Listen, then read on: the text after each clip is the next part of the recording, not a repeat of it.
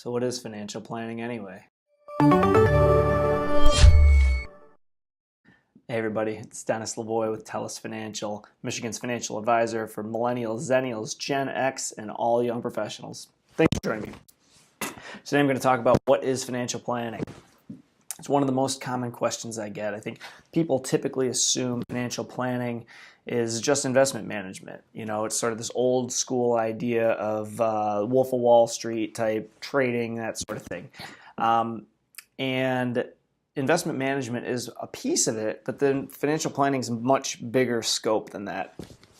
So when I talk to people about what I do holistic financial planning, and the holistic's the key there, where it's not just focusing on investment, it's focusing on your entire financial life.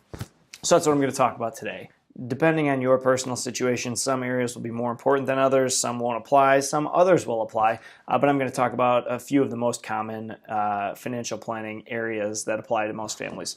So I'm going to talk about cash flow, investment management, insurance, education planning, tax planning.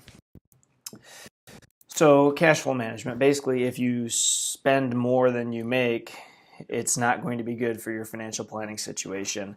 It probably goes without saying, but cash flow management, understanding it, understanding where you're spending, understanding how to keep that in control is key to any financial planning situation. If you're in a positive cash flow situation, you probably don't need to spend a lot of time or worry about it. But if you're not, and it's something you need to work on, then that's one of the first pieces you need to address. The next piece I'll talk about is retirement planning. Basically, retirement is a goal for most people. The alternative is you work forever. So at some point, whether you want to retire at 40, 55, 65, whatever that is, you probably should plan for it because it's going to ultimately be a really long period of your life. Most people in retirement get income from Social Security, retirement income. Some people have pensions, though they're going away at a pretty quick clip. So you probably need to plan for that.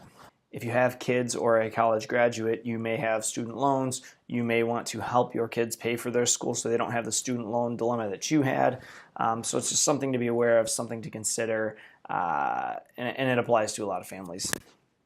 Another piece is insurance planning, really just understanding what risks are out there. Do you want to insure for them? Do you want to self-insure? Does your employer provide insurance that you can take advantage of?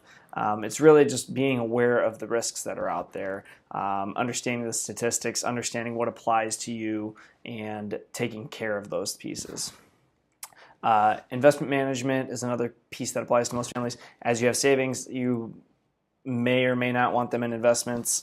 You really need to take a look at what are the goals, what's our risk tolerance, what can we stomach from an up and down standpoint, what's our time frame, and then from there decide what investments are best for each family on an individual basis. So there's a ton of options.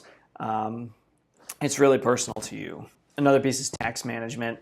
There are different strategies you can take regarding your savings to defer taxes or pay taxes with a defer later strategy. There are different investment vehicles you can look at that have different tax advantages, pros and cons, but it's all got to be taken in context of your entire portfolio. You can't say, well, this one's better than this one. A Roth's better than a traditional or vice versa. It depends on your situation. If you're in a higher income situation, it may make sense to defer taxes today and pay them later when you're in a lower tax bracket. There's not an overall rule of thumb that applies to everybody. Again, it's personal to each family.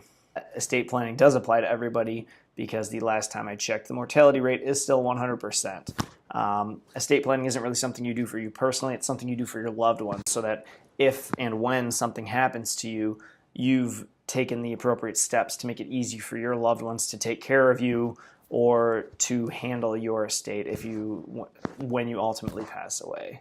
Not a fun conversation or thought process, but it is something that applies, and it's something you should think about. So that's it. That's really what financial planning is all about in a quick nutshell.